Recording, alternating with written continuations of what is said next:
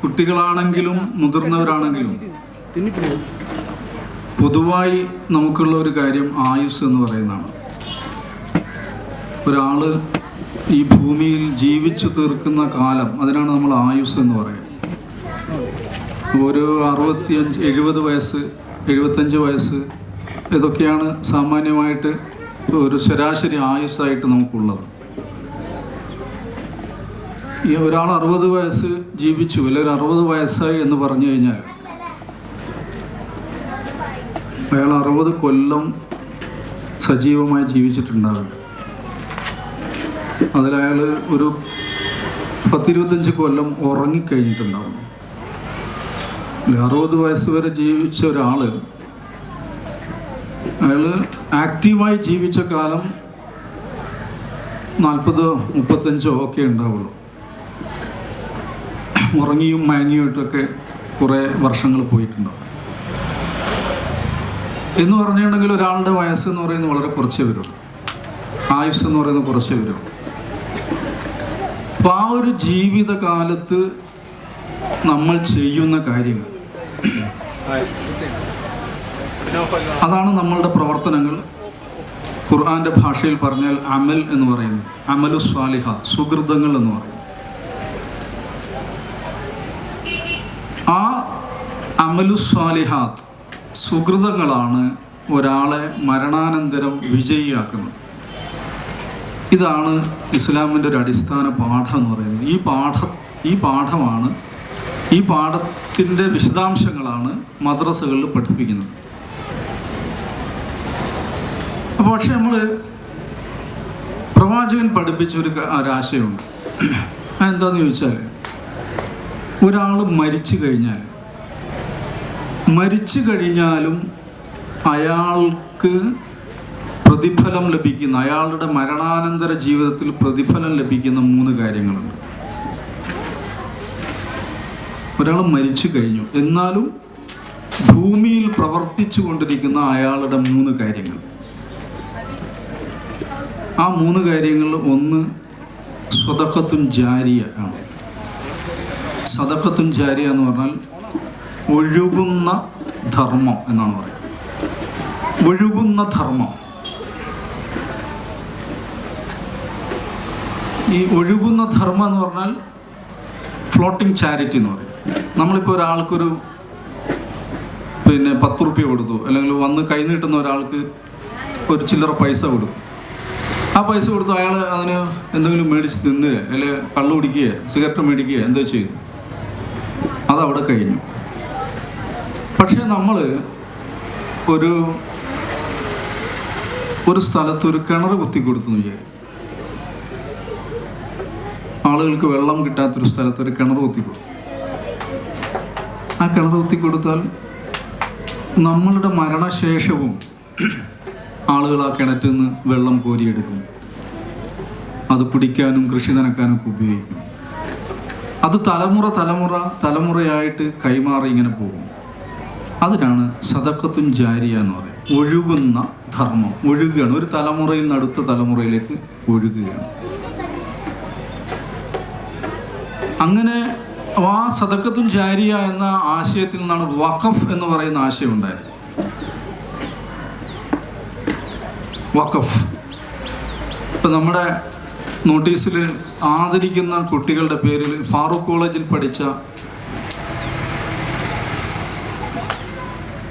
ആരുടെയോ പേര് കണ്ടു. അമലാണെന്ന് തോന്നുന്നു അല്ലേ? ഫാറൂഖ് കോളേജ് എന്ന് പറഞ്ഞാൽ എങ്ങനെയാണ് ഫാറൂഖ് കോളേജ് ഉണ്ടായി വന്നത്? ഫാറൂഖ് കോളേജ് ഉണ്ടായത് അന്ന് ഒരു അബു സബാഹ് മൗലവി എന്ന് പറഞ്ഞിട്ടൊരു ആളുണ്ടായിരുന്നു.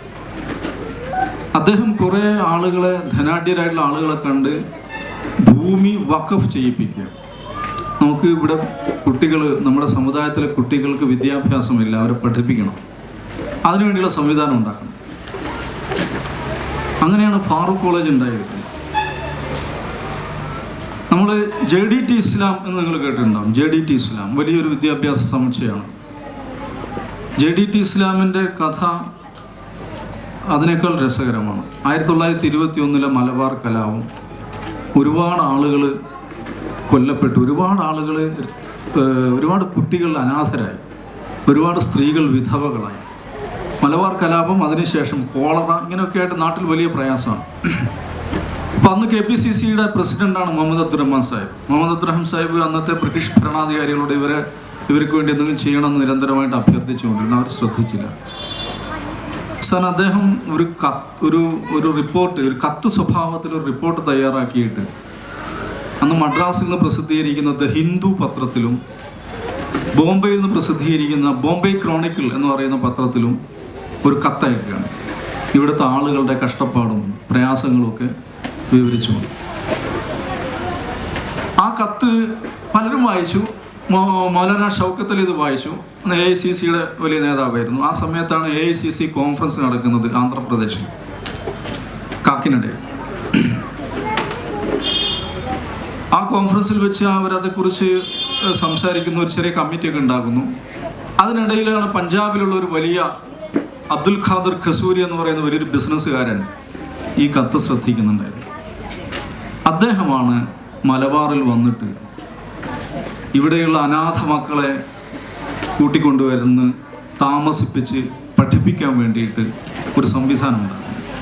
അതിനുവേണ്ടി ജമിയത്തു ദാവത്തി വ തബ്ലീഗുൽ ഇസ്ലാം എന്ന് പറഞ്ഞിട്ടൊരു ട്രസ്റ്റ്, ഒരു സൊസൈറ്റി രൂപീകരിക്കുകയാണ്. അതാണ് ഇന്ന് നമ്മൾ JDT ഇസ്ലാം എന്ന് പറയുന്ന ഒരു മഹാസ്ഥാപനമായിട്ട് വളർന്നു. അപ്പം അദ്ദേഹത്തിൻ്റെ സമ്പത്തിൽ നിന്നൊരു ഭാഗം വഖഫായിട്ട് നീക്കി വെക്കുക.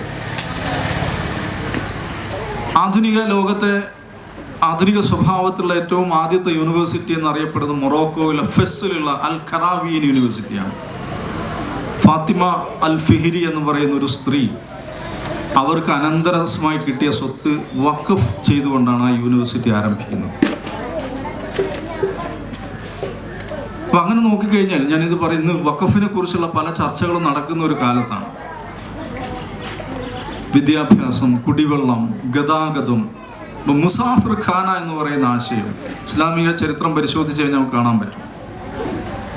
ഏറ്റവും കൂടുതൽ വഖഫ് നീക്കിവെക്കപ്പെട്ട ഒരു ആശയമാണ്. എന്നുവെച്ചാൽ പണ്ട് കാലത്ത് ഇന്നത്തെ പോലെയുള്ള ഗതാഗത സൗകര്യങ്ങളില്ല. ദീർഘമായ യാത്രകൾ വേണ്ടി വരും ആളുകൾക്ക്. അങ്ങനെ യാത്ര ചെയ്യുമ്പോൾ യാത്രക്കാർക്ക് താമസിക്കാൻ, വിശ്രമിക്കാൻ, താമസിക്കാൻ അതിനുള്ള ഇടമാണ് മുസാഫിർ ഖാന. മുസാഫിർ ഖാനകൾ ഉണ്ടാക്കും.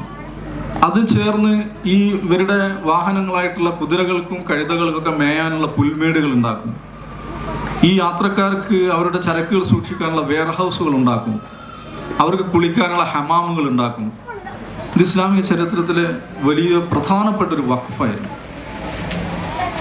നമുക്കത് ആ പഴയ ഇസ്ലാമിക ഖിലാഫത്തിൻ്റെ കേന്ദ്രങ്ങളിലൂടെ സഞ്ചരിച്ചാൽ ആ നിലക്കുള്ള പഴയ മുസാഫിർ ഖാനകൾ കാണാൻ പറ്റും. ഈ സ്പെയിൻ ഇസ്ലാമിക ഖിലാഫത്തിൻ്റെ കീഴിലുണ്ടായിരുന്ന കാലത്ത് അവിടെയുള്ള ഒരു വഖഫിനെ കുറിച്ച് ചരിത്രത്തിൽ വായിക്കാൻ പറ്റും. ആശുപത്രികളിൽ വരുന്ന രോഗികൾക്ക് അവർക്ക് പാട്ട് പാടി കൊടുക്കുവാനും കഥകൾ പറഞ്ഞു കൊടുക്കുവാനുള്ള പ്രത്യേക സ്ഥാപനങ്ങളുണ്ടായിരുന്നു. അതിനു വേണ്ടിയിട്ട് നിശ്ചയിക്കപ്പെട്ട പാട്ടുകാരും കഥാകാരന്മാരുണ്ടായിരുന്നു. അത് പ്രധാനപ്പെട്ട ഒരു വഖഫ് സ്ഥാപനമായിട്ട് അവർ നിലനിർത്തി പോകുന്നതായിട്ട് കാണാൻ പറ്റും. അപ്പം അങ്ങനെ തലമുറയിൽ നിന്ന് തലമുറയിലേക്ക് കൈമാറി പോകുന്ന ദാനം, ധർമ്മം, അതാണ് നമ്മുടെ മരണശേഷവും ഉണ്ടാകുന്ന, മരണശേഷവും ഭൂമിയിൽ പ്രവർത്തിച്ചു കൊണ്ടിരിക്കുന്ന ഒരു കാര്യം എന്ന് പറയുന്നത്.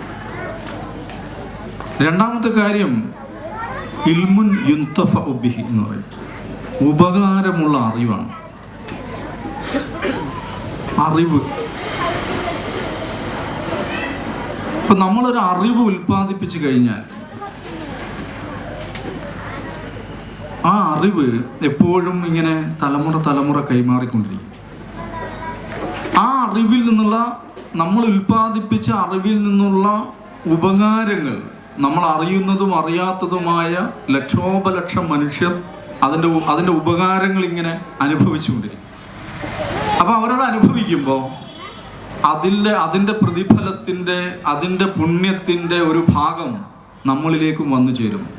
നമ്മുടെ മരണശേഷവും നമ്മളിലേക്ക് വന്നു ചേരും. അങ്ങനെ അങ്ങ് ആലോചിച്ച് കഴിഞ്ഞാൽ അറിവിൻ്റെ ഉൽപാദനം,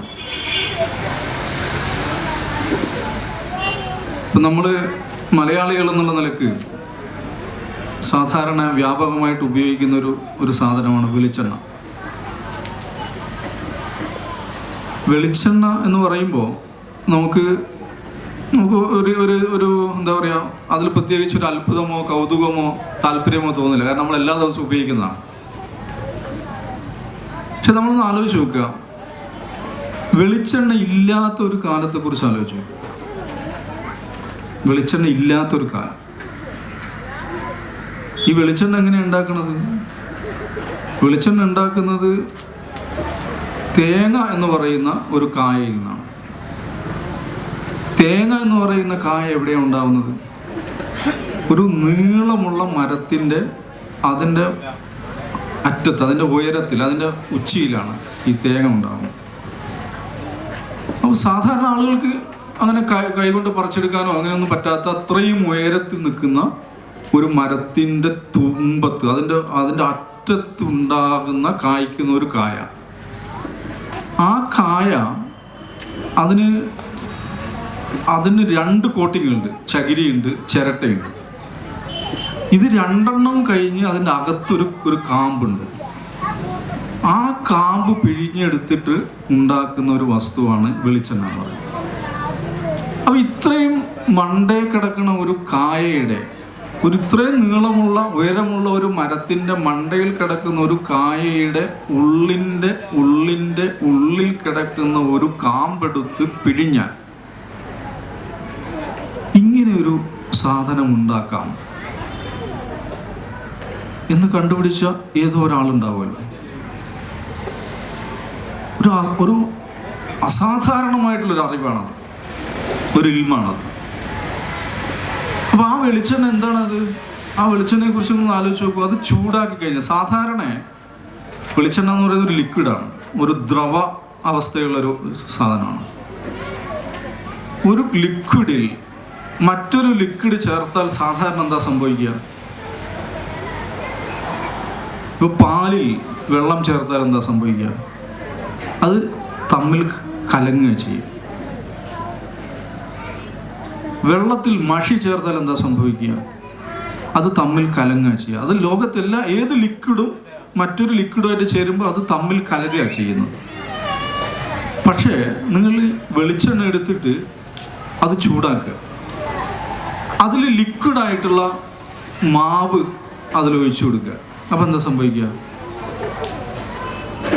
അത് തമ്മിൽ കലരുന്നില്ലെന്ന് മാത്രമല്ല, അതൊരു സോളിഡായി, ഒരു ഖരമായി മാറുക ചെയ്യുന്നു. നമ്മളത് പഴംപൊരിയായി, ബോണ്ടയ്ക്ക്, സമൂസയ്ക്ക്, പിന്നെന്തൊക്കെയാണ് പല, ഈ ഉള്ളിവട, ഇങ്ങനെ ഉഴുന്നുവട, ഇതൊക്കെ ആക്കി മാറ്റുകയാണ്. ഇങ്ങനെ ഒരു ശേഷി, ഈ ലിക്വിഡിന് ഇങ്ങനെ ഒരു ശേഷി ഉണ്ട് എന്ന് കണ്ടുപിടിച്ചത് ആരാണ്?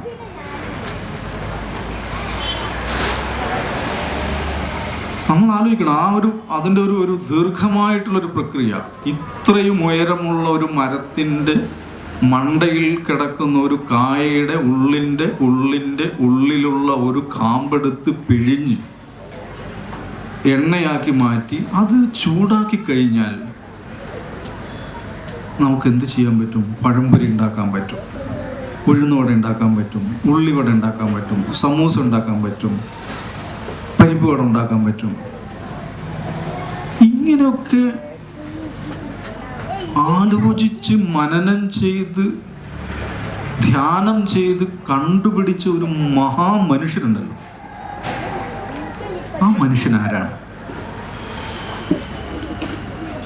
നോക്കൂ, അയാൾ അങ്ങനെ കണ്ടുപിടിച്ചത് കൊണ്ടാണല്ലോ നമുക്ക് പഴംപൊരി തിന്നാൻ പറ്റുന്നത്.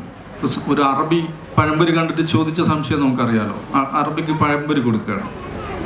അപ്പോൾ അയാളിങ്ങനെ പഴംപൊരിക്ക് അടിച്ചു നോക്കുമ്പോൾ അതിൻ്റെ ഉള്ളിലൊരു പഴം. പക്ഷേ ഈ പഴംപൊരിക്കാണെങ്കിൽ ഇതിനാണെങ്കിലും എവിടെയും കീറോ ഓട്ടയൊന്നുമില്ല. അപ്പോൾ നിങ്ങൾ എങ്ങനെയാണ് ഈ പഴം കീറാതെ ഇതിൻ്റെ ഉള്ളിൽ എത്തിയതെന്ന് ചോദിച്ചിരുന്നു ഒരിക്കലും. എങ്ങനെയാണ് പഴം കീറാതെ ഇതിൻ്റെ ഉള്ളിൽ എത്തിക്കാൻ പറ്റുന്നത്? അത് നമുക്കറിയാം. അത് ഈ മാവിൽ മുക്കുകയാണ്. അത് ഇതിൻ്റെ ഈ ചൂടുള്ള വെളിച്ചെണ്ണയിലിടുമ്പോൾ അതിൻ്റെ സ്വഭാവം മാറുക ചെയ്യും. ഒരു അസാധാരണമായ ശേഷിയാണല്ലോ സംഗതി. അതുണ്ടാക്കിയത് കൊണ്ടാണ്, ആ ഒരു സംഗതി കണ്ടുപിടിച്ചത് കൊണ്ടാണല്ലോ ഒരു ദിവസം എത്ര ടൺ പഴംപൊരിയാണ് നമ്മുടെ സംസ്ഥാനത്ത് ഉണ്ടാക്കുന്നത്, എത്ര ടൺ സമൂസയാണ്, എത്ര ടൺ ഉഴുന്നുവടയാണ്, പരിപ്പ് വടയാണ് ഉണ്ടാക്കുന്നത്, എത്ര മനുഷ്യരാണ് അതിൽ ജീവിച്ചു പോകുന്നത്. ഇവരുടെയൊക്കെ ഈ നമ്മളിപ്പോൾ ഒരു ഒരു ഒരു ഉഴുന്നുവട തിന്നുമ്പോൾ, അത് ആസ്വദിക്കുമ്പോൾ, അതിൻ്റെ ഒരു നമ്മുടെ ആസ്വാദനത്തിൻ്റെ അല്ലെങ്കിൽ നമ്മൾക്ക് അതിൽ കിട്ടുന്ന ആ ഉപകാരത്തിൻ്റെ ഒരു വിഹിതം എങ്ങോട്ടാണ് മടങ്ങുന്നത്? ഇത് കണ്ടുപിടിച്ച് ഈ അറിവ് ഉൽപ്പാദിപ്പിച്ച ആ മഹാനുണ്ടല്ലോ, ഇങ്ങനെ വെളിച്ചെണ്ണ എന്നൊരു സംഗതി ഉണ്ടാക്കാമെന്നും അതിനുകൊണ്ട് ഇന്ന ഉപകാരങ്ങളുണ്ടെന്നും ഒക്കെ കണ്ടുപിടിച്ച മനുഷ്യൻ, അയാൾ എത്രയോ കാലം മുമ്പ് മരിച്ചുപോയ ഒരാളാണ്.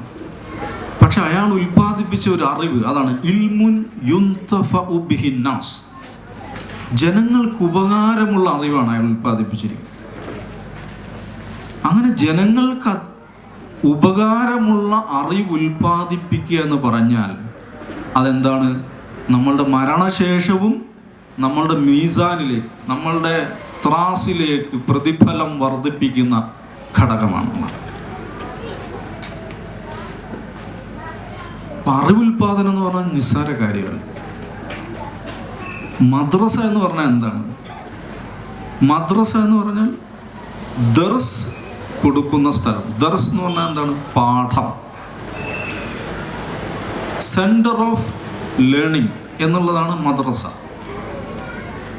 സെന്റർ ഓഫ് ലേണിംഗ്, ദർസ് കൊടുക്കുന്ന സ്ഥലം. അപ്പോൾ അറബി ഭാഷയിൽ നമ്മുടെ നാട്ടിലൊരു തെറ്റിദ്ധാരണ ഉണ്ട്. മദ്രസ് ആളുകൾ പറയും അത് മദ്രസ, അത് സ്കൂൾ എന്ന് പറയും. ശരിക്കും രണ്ടും ഒന്നാണ്. അപ്പോൾ അറബിയിൽ സ്കൂളിന് മദ്രസ എന്നാണ് പറയുക, മദ്രസ എന്നാണ് പറയുക. ഉത്തരേന്ത്യയിലൊക്കെ ഇപ്പോൾ ഇടയ്ക്ക് ചെയ്യുന്നുണ്ട്, മദ്രസകൾ അടച്ചുപൂട്ടണം എന്നൊക്കെ പറഞ്ഞിട്ട് യു പിയിലൊക്കെ ചില വിവാദങ്ങൾ നിങ്ങൾ കേൾക്കും. അവിടെ ഒരു 3 വർഷം മുമ്പ് ഇവിടെ വെസ്റ്റ് ബംഗാളിലെ മദ്രസ പൊതുപരീക്ഷയിൽ അവർക്ക് പല ഇതുണ്ട്, ആലിയ, ഫലീല എന്നൊക്കെ പറഞ്ഞിട്ട്. അവിടുത്തെ ആലിയ എന്ന് പറയുന്നത് എനിക്ക് തോന്നുന്നത് നമ്മുടെ സെക്കൻഡറി ലെവലിലാണ്. സംസ്ഥാനതല മദ്രസ പൊതുപരീക്ഷയിൽ ആദ്യ 3 റാങ്കുകാരും ഹിന്ദു വിദ്യാർത്ഥിനികളായിരുന്നു. മദ്രസ, നിങ്ങൾ ജസ്റ്റ് ഗൂഗിൾ ചെയ്ത് നോക്കിയാൽ മനസ്സിലാവും. മദ്രസ പൊതുപരീക്ഷയിലെ സംസ്ഥാനതല റാങ്കിൽ ആദ്യത്തെ 3 റാങ്കുകാരും മുസ്ലിങ്ങളല്ലാത്ത ഹിന്ദു സമുദായത്തിൽപ്പെട്ട കുട്ടികളായിരുന്നു, പെൺകുട്ടികളായിരുന്നു 3 പേരും. അതെന്തുകൊണ്ട് അങ്ങനെ സംഭവിക്കുന്നറിയോ? അതറിയുമ്പോഴാണ് നമുക്ക് ഈ ഉത്തരേന്ത്യയിലെ മദ്രസ എന്ന് പറയും. ഈ വെസ്റ്റ് ബംഗാളിൽ മൊത്തം മദ്രസ വിദ്യാർത്ഥികളുടെ 27% മുസ്ലിമേതര സമുദായത്തിൽപ്പെട്ട ആളുകളാണ്. ഹിന്ദു സമുദായത്തിൽപ്പെട്ട ആളുകളോ ക്രിസ്ത്യൻ സമുദായത്തിൽപ്പെട്ട ആളുകളാണ്. അവിടുത്തെ മദ്രസാധ്യാപകരിൽ 12% അമുസ്ലിം അധ്യാപകരാണ്. അത് വെസ്റ്റ് ബംഗാളിലെ മാത്രം കണക്കാണ്. യു പിയിലും അങ്ങനെയൊക്കെ തന്നെ അത് 10, 12, 13% അതിൻ്റെ കണക്ക്. എല്ലാ സംസ്ഥാനങ്ങളും അങ്ങനെയാണ്. മദ്രസകൾ എന്ന് പറഞ്ഞാൽ മുസ്ലിം കുട്ടികൾ മാത്രം പഠിക്കുന്ന സ്ഥാപനങ്ങളല്ല, എല്ലാ തരത്തിലുള്ള കുട്ടികൾ പഠിക്കും. എന്തുകൊണ്ടാണ് അങ്ങനത്തെ മദ്രസ അവിടെ രാവിലെ ഇവിടുത്തെ പോലെ മോർണിംഗ് മദ്രസകളല്ല, രാവിലെ തൊട്ട് വൈകുന്നേരം വരെ ഉണ്ടാകുന്ന സ്കൂളുകളൊക്കെ പ്രവർത്തിക്കുന്ന പോലെ തന്നെ അവിടെ മാത്സും സയൻസും ഇസ്ലാമിക വിദ്യാഭ്യാസവും എല്ലാം കൊടുക്കും. എന്തുകൊണ്ടാണ് അത് ഉണ്ടായെന്ന് ചോദിച്ചാൽ മുമ്പ് കാലത്ത് അതായിരുന്നു കുട്ടികൾക്ക് പഠിക്കാനുണ്ടായിരുന്നത്. ഈ പിന്നെ ആ പ്രദേശങ്ങൾ നമ്മുടെ നാട്ടിലുള്ളത് പോലെയുള്ള പൊതുവിദ്യാഭ്യാസ സ്ഥാപനങ്ങൾ വ്യാപകമായിട്ടില്ല. പിന്നെ അവിടെ പോയി കഴിഞ്ഞാൽ ഭക്ഷണം കിട്ടും. അത് വളരെ പ്രധാനപ്പെട്ട ഒരു സംഗതിയാണ്. ആളുകൾ വഖഫ് ചെയ്ത വലിയ വലിയ പ്രോപ്പർട്ടീസ് ഉണ്ടാവും അതിൻ്റെ കൂടെ. ചില മദ്രസകൾ എന്ന് പറഞ്ഞാൽ പിന്നെ താമസ സൗകര്യം കൂടെ, ഹോസ്റ്റൽ കൂടെ ഉള്ള മദ്രസകളായിരിക്കും. അവിടെ ചിലയിടത്തൊക്കെ പോയാൽ നമുക്ക് കാണാൻ പറ്റും, വെക്കേഷൻ സമയത്ത് കുട്ടികൾ വീട്ടിൽ പോകില്ല, വെക്കേഷൻ സമയത്ത് കുട്ടികൾ അവിടെ തന്നെ ഉണ്ടാവും. എന്താണെന്ന് ചോദിച്ചാൽ ഇവിടെ നിന്നാൽ മര്യാദയ്ക്ക് ഭക്ഷണം കിട്ടും, വീട്ടിൽ പോയാൽ അങ്ങനെ കിട്ടിക്കൊള്ളണമെന്നില്ല. അങ്ങനെയൊക്കെയുള്ള അവസ്ഥയിലുള്ള ഇതാണ് ഉത്തരേന്ത്യയിലെ മദ്രസ. അപ്പോൾ ആ ഒരു സംഗതി എന്തുകൊണ്ടാണ് ഉണ്ടായത്? അത് ആളുകളെ വിദ്യാഭ്യാസം ചെയ്യിക്കുക എന്നുള്ളത്, ആളുകളെ വിദ്യാഭ്യാസം ചെയ്യുക, പുതിയ തലമുറയെ വിദ്യാഭ്യാസം ചെയ്യുക എന്നുള്ളത് അത് വളരെ വളരെ വളരെ ഉദാത്തമായ, വളരെ ഉന്നതമായ ഒരു പ്രവർത്തനമാണെന്നും അതിനുവേണ്ടി സമ്പത്ത് മാറ്റിവെക്കുക, വഖഫ് ചെയ്യുക. വഖഫ് എന്ന് പറഞ്ഞാൽ മാറ്റിവെക്കുക എന്ന് പറഞ്ഞാൽ ഒരു സംഗതി ഒരു കാര്യത്തിന് വേണ്ടി ലിമിറ്റ് ചെയ്യുക എന്നുള്ളതാണ് വഖഫ് എന്ന വാക്കിൻ്റെ അർത്ഥം. നിങ്ങൾ ഗൾഫിലൂടെ പോകുമ്പോൾ റോഡ് സൈഡിലൊക്കെ ഖിഫ് എന്ന ബോർഡ് കാണാൻ പറ്റും. ഖിഫ് എന്ന് പറഞ്ഞാൽ എന്താണ്? സ്റ്റോപ്പ്, വണ്ടി ഇവിടെ നിർത്തിക്കൊള്ളുന്നതാണ്. അതാണ് വഖഫ്. വഖഫ് എന്ന് പറഞ്ഞാൽ ഒരു സ്റ്റോപ്പേജ് ആണ്. നിങ്ങൾ ഒരു ലക്ഷ്യത്തിന് വേണ്ടി ഒരു സംഗതി, ഒരു പ്രോപ്പർട്ടി നിശ്ചയിച്ചാൽ ആ ലക്ഷ്യത്തിന് വേണ്ടി അത് ഉപയോഗിക്കണം എന്നുള്ളതാണ് വഖഫ് എന്ന കാഴ്ചപ്പാടിൻ്റെ അടിസ്ഥാനം. അപ്പം അങ്ങനെ അതാണ് മദ്രസകൾ എന്ന് പറഞ്ഞാൽ. പക്ഷെ നമ്മുടെ നാട്ടിൽ മദ്രസ എന്ന് പറയുമ്പോൾ നമ്മുടെ നാട്ടിൽ എന്തുകൊണ്ടാണ് ഈ മോർണിംഗ് മദ്രസ എന്ന് പറയുന്ന കാഴ്ചപ്പാടുണ്ടായത്? ഈ സ്കൂൾ വിദ്യാഭ്യാസം സർക്കാർ നമ്മുടെ കേരളം ഉണ്ടായ കാലം മുതൽ വളരെ പ്രാധാന്യത്തോടു കൂടി എല്ലാ സർക്കാരുകളും വളരെ പ്രാധാന്യത്തോടുകൂടി നടപ്പിലാക്കുകയും സാർവത്രിക വിദ്യാഭ്യാസം വ്യാപകമാകുകയും ഒക്കെ ചെയ്തപ്പോൾ ആ സ്കൂൾ വിദ്യാഭ്യാസം എന്ന് പറയുന്ന സംഗതിക്ക് വേണ്ടി വേറെ സമുദായങ്ങളോ സമുദായ സംഘടനകളോ പ്രത്യേകമായി പണിയെടുക്കേണ്ടതില്ലാത്ത അവസ്ഥ വന്നു. അപ്പം അവിടെ പോകുന്ന മുസ്ലിം വിദ്യാർത്ഥികൾക്ക് മതപരമായിട്ടുള്ള ചിട്ടവട്ടങ്ങൾ പഠിപ്പിച്ചു കൊടുക്കാൻ വേണ്ടിയുള്ള ഒരു സെപ്പറേറ്റ് സംവിധാനം എന്നുള്ള നിലക്കാണ് നമ്മുടെ നാട്ടിൽ മദ്രസകൾ കാണുന്നത്. ഞാനിത് പറഞ്ഞതെന്ന് വെച്ചിട്ടുണ്ടെങ്കിൽ ഈ സദഖത്തുൻ ജാരിയ അല്ലെങ്കിൽ വഖഫ് എന്ന് പറയുന്ന ആശയം, അറിവ് എന്ന് പറയുന്ന ആശയം, ഇത് രണ്ടും ചേർന്ന് നിൽക്കുന്ന ഒരു സ്ഥലമാണ് മദ്രസകൾ എന്ന് പറയുന്നത്. ഇനി മൂന്നാമത്തത്, നമ്മുടെ മരണശേഷവും നമുക്ക് വേണ്ടി ഭൂമിയിൽ പ്രവർത്തിച്ചു കൊണ്ടിരിക്കുന്ന സുഹൃതമായിട്ട് പ്രവാചകൻ പഠിപ്പിച്ച മൂന്നാമത്തെ കാര്യം എന്താണ്? അത് വലതുൻ യദ്ഊലു, വലതുൻ സ്വാലിഹുൻ യദ്ഊലു. തനിക്ക് വേണ്ടി പ്രാർത്ഥിക്കുന്ന സുഹൃതവാന്മാരായിട്ടുള്ള മക്കൾ നമ്മളുടെ മരണശേഷവും ഈ ഭൂമിയിൽ നമ്മുടെ മക്കൾ പ്രവർത്തിച്ചു കൊണ്ടിരിക്കുകയാണ്. അവർ നമുക്ക് വേണ്ടി പ്രാർത്ഥിച്ചു കൊണ്ടിരിക്കുകയാണ്. അങ്ങനെയെങ്കിൽ നമ്മളുടെ മരണശേഷവും അതിൻ്റെ സൗഭാഗ്യങ്ങൾ, അതിൻ്റെ പുണ്യങ്ങൾ നമുക്ക് ലഭിച്ചു കൊണ്ടിരിക്കുക എന്നുള്ളതാണ്. അപ്പം അങ്ങനെ സുഹൃതവാന്മാരായിട്ടുള്ള മക്കളെ വളർത്തിയെടുക്കുക എന്ന് പറയും. നമ്മൾ സാധാരണ ഒരു സ്കൂളിൽ പോയി കഴിഞ്ഞാൽ അല്ലെങ്കിൽ സ്കൂൾ കരിക്കുലത്തിൻ്റെ ഭാഗമായിട്ട് H2O ആണ് വെള്ളം എന്ന് പഠിക്കും. ഹൈഡ്രജനും ഓക്സിജനും ചേർന്നിട്ടാണ് വെള്ളം ഉണ്ടാകുക. അത് പഠിക്കേണ്ടത് തന്നെയാണ്, വളരെ പ്രധാനപ്പെട്ട കാര്യം തന്നെയാണ്. പക്ഷേ വഴിയിൽ കുഴഞ്ഞു വീണ ഒരു മനുഷ്യന് ഒരു പൂജയിൽ വെള്ളം എത്തിച്ചു കൊടുക്കുക എന്നുള്ളത് അത് നമ്മുടെ ജീവിത ബാധ്യതയാണ്. അത് നമ്മൾ ചെയ്തിരിക്കണം. അങ്ങനെ ചെയ്യാതിരിക്കുന്നത് അപരാധമാണ്, തെറ്റാണ് എന്ന് നിശ്ചയിച്ചുറപ്പിച്ച് പഠിച്ച ഒരു തലമുറ കൂടെ ഉണ്ടാവണം. വൈക്കം മുഹമ്മദ് ബഷീറിൻ്റെ അദ്ദേഹം ഏറ്റവും ഇഷ്ടപ്പെട്ട കഥയെന്ന് അദ്ദേഹം സെലക്ട് ചെയ്ത കഥയാണ് തേന്മാവ് എന്ന് പറയുന്നത്. തേന്മാവിലെ കഥ നമുക്കറിയാം. വഴിയരികിൽ കുഴഞ്ഞു വീണ വൃദ്ധന് വീട്ടിൽ നിന്ന് പൂജയിൽ വെള്ളമെടുത്തു കൊടുക്കുന്ന അസ്മ. ആ വെള്ളം ഇച്ചിരി കുടിച്ച ശേഷം ആ വൃദ്ധൻ എന്താണ് ചെയ്യുന്നത്? തൊട്ടടുത്ത് നിൽക്കുന്ന ഉണങ്ങാൻ തുടങ്ങുന്ന ആ തേന്മാവിന് ഒഴിച്ചു കൊടുക്കുകയാണ് ചെയ്യുന്നത്. അപ്പൊ ഇതാണ് വെള്ളം. ഹൈഡ്രജനും ഓക്സിജനും ചേർന്നിട്ട് ഓക്സിജനും ഹൈഡ്രജനും ചേർന്നിട്ട് ഉണ്ടായതാണ് വെള്ളം എന്ന അറിവ് മാത്രം മതിയാവില്ല മനുഷ്യന് ജീവിക്കാൻ. വെള്ളം ആവശ്യമുള്ള മനുഷ്യർക്ക് ആവശ്യമുള്ള സന്ദർഭങ്ങളിൽ വെള്ളം എത്തിച്ചു കൊടുക്കുക എന്ന് പറയുന്ന ഒരു പ്രവൃത്തി ഉണ്ടല്ലോ, അതുകൂടെ ചേർന്നതാണ്. അത് എൻ്റെ ബാധ്യതയാണ്. എൻ്റെ മകൻ ഹൈഡ്രജനും ഓക്സിജനും ചേർന്നുണ്ടാകുന്നതാണ് വെള്ളം എന്ന് പഠിച്ചാൽ പോരാ, അവൻ ആവശ്യക്കാർക്ക് വെള്ളം എത്തിച്ചു കൊടുക്കുന്നത് ഉത്തരവാദിത്തമായി കൊണ്ടു നടക്കുന്ന ഒരാൾ കൂടെ ആകണം എന്ന നിർബന്ധമുള്ള രക്ഷിതാക്കളാണ് മക്കളെ മദ്രസയിൽ കൊണ്ടു ചേർക്കുന്നത്. അതിൻ്റെ മതപരമായ ശാസനകൾ, മതപരമായ അടിസ്ഥാനങ്ങൾ, പ്രവാചക പാഠങ്ങൾ അതെൻ്റെ മകൻ പഠിച്ചിരിക്കണം. അങ്ങനെ സുഹൃതവാനായ ഒരു മകൻ, പ്രാർത്ഥിച്ചു കൊണ്ടിരിക്കുന്ന സുഹൃതവാനായ ഒരു മകൻ, അതാണ് മദ്രസകളിലൂടെ ഉണ്ടായി വരേണ്ടത്. അപ്പം പ്രവാചകൻ പഠിപ്പിച്ച ഈ 3 കാര്യങ്ങളും മരണശേഷം നിലനിൽക്കുന്ന 3 കാര്യങ്ങളും അതിനെ പ്രതിഫലിപ്പിക്കുന്ന, അതിൻ്റെ പ്രതീകമെന്നുള്ള സ്ഥാപനങ്ങളാണ് മദ്രസകൾ എന്ന് പറയുന്നത്. അത് വലിയ ദൗത്യങ്ങൾ, വലിയ ധർമ്മങ്ങളാണ് ഈ ഭൂമിയിൽ നിർവഹിച്ചിട്ടുള്ളത്. ഇതിനു വേണ്ടി പ്രയത്നിച്ച മനുഷ്യർ, അധ്വാനിച്ച മനുഷ്യർ, വിയർപ്പൊഴുക്കിയ ആളുകൾ, അവരുടെ എല്ലാം അവരുടെ പ്രയത്നങ്ങളുടെ ഫലം എന്താണ് എന്നുള്ളത് അത് നമ്മൾ മനസ്സിലാക്കണം. നമ്മുടെ പ്രയത്നങ്ങളുടെ ഫലം എന്താണ് എന്നത് ചിലപ്പോൾ നമുക്ക് നേരിൽ കാണാൻ പറ്റിക്കൊള്ളുന്നില്ല. നമ്മളൊരു വിത്തിട്ട് കഴിഞ്ഞാൽ, ഒരു ചെടി നട്ടു കഴിഞ്ഞാൽ, ആ ചെടി കായ്ക്കുന്നതിന് മുമ്പ്, പടർന്ന് പന്തലിക്കുന്നതിന് മുമ്പ് ഒരു പക്ഷേ നമ്മൾ മരണപ്പെട്ടു പോയിട്ടുണ്ടാകാം, അല്ലെങ്കിൽ നമ്മൾ നാട് വിട്ടു പോയിട്ടുണ്ടാകാം, അല്ലെങ്കിൽ നമ്മൾ വേറെ ഏതോ ഒരു അവസ്ഥയിലായിട്ടുണ്ടാകാം. പക്ഷേ അത് വളർന്നു വരുന്നുണ്ട്.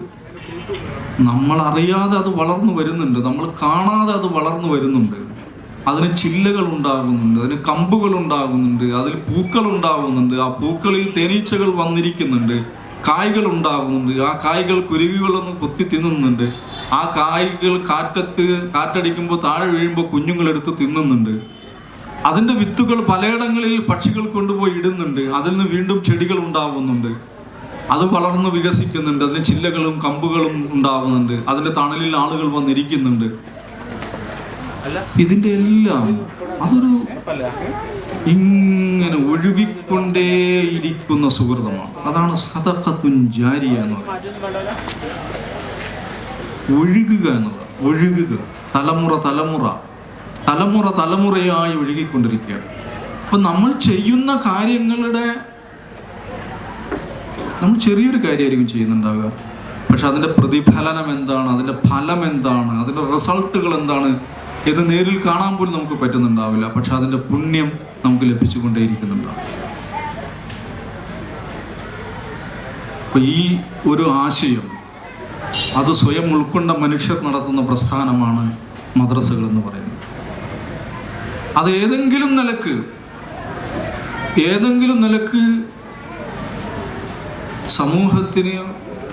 സമൂഹത്തിന് ബുദ്ധിമുട്ടുണ്ടാക്കേണ്ട ഒരു സ്ഥാപനമേ അല്ല. പക്ഷെ അത് അങ്ങനത്തെ ഒരു കുഴപ്പം പിടിച്ച സ്ഥാപനമാണ്. നേരത്തെ സ്വാഗത പ്രസംഗത്തിൽ പറഞ്ഞ പോലെ കുഴപ്പം പിടിച്ച സ്ഥാപനങ്ങളാണ് മദ്രസകൾ എന്ന് പ്രചാരണം നമ്മുടെ നാട്ടിലില്ലെങ്കിലും പുറം നാടുകളിൽ നമുക്കറിയാം, ഉത്തരേന്ത്യകളിൽ നമുക്ക് ആ നിലക്കുള്ള വാർത്തകൾ വരുന്നതും മദ്രസ പൊളിക്കുന്നത്. സർക്കാർ തന്നെ പല സംസ്ഥാനങ്ങളിലും മദ്രസകൾ പൂട്ടാൻ വേണ്ടി ഉത്തരവിടുന്നു, സുപ്രീം കോടതി ഇടപെടുന്നു, അത് സ്റ്റേ ചെയ്യുന്നു. ഇതിൻ്റെയൊക്കെ വാർത്തകൾ നമ്മൾ കാണുന്നു.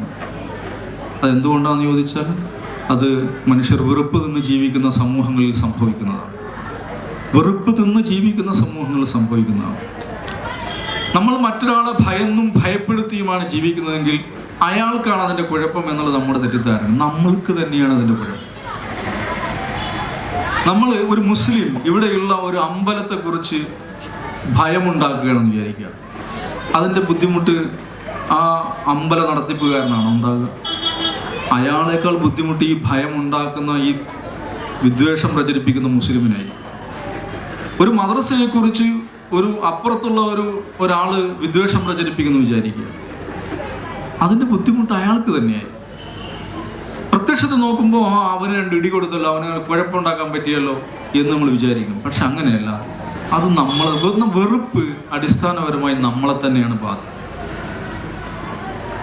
അതുകൊണ്ട് പരസ്പരം അറിയുവാനും, പരസ്പരം സ്നേഹിക്കുവാനും, പരസ്പരം പങ്കുവെക്കുവാനുമുള്ള നമ്മുടെ സമൂഹത്തിൻ്റെ ശേഷി, അത് നമ്മുടെ കേരളീയ ഇന്ത്യയിൽ ഒരുപക്ഷെ ഇത്രയും ആ നിലക്ക് വികസിച്ച ഒരു സമൂഹം നമ്മൾ മലയാളികളാണ്. മറ്റുള്ള പ്രദേശങ്ങളിൽ ഈ ഒരു അളവിൽ നമുക്കത് കാണാൻ പറ്റില്ല. അങ്ങനത്തെ ഒരു മഹത്തായ മാതൃകയുടെ ഒരു സാക്ഷ്യം കൂടിയാണ് ഈ സദസ്സും ഈ വേദിയും. ഈ മദ്രസയ്ക്ക് വേണ്ടി, ഇതിൻ്റെ പ്രവർത്തനങ്ങൾക്ക് വേണ്ടി, ഇതിൻ്റെ രൂപീകരണത്തിന് വേണ്ടി, ഇതിൻ്റെ മുന്നോട്ട് പോക്കിന് വേണ്ടി പ്രയത്നിച്ചു കൊണ്ടിരിക്കുന്ന മഹാന്മാരായിട്ടുള്ള മനുഷ്യർ, അവരുടെ അധ്വാനവും അവരുടെ വിയർപ്പും അവരുടെ പരിശ്രമങ്ങളുമെല്ലാം സ്വീകരിക്കപ്പെടട്ടെ എന്ന് പ്രാർത്ഥിച്ചുകൊണ്ട് നിങ്ങൾക്ക് എല്ലാവർക്കും അഭിവാദനം നേർന്നുകൊണ്ട് ഞാൻ അവസാനിപ്പിക്കുന്നു.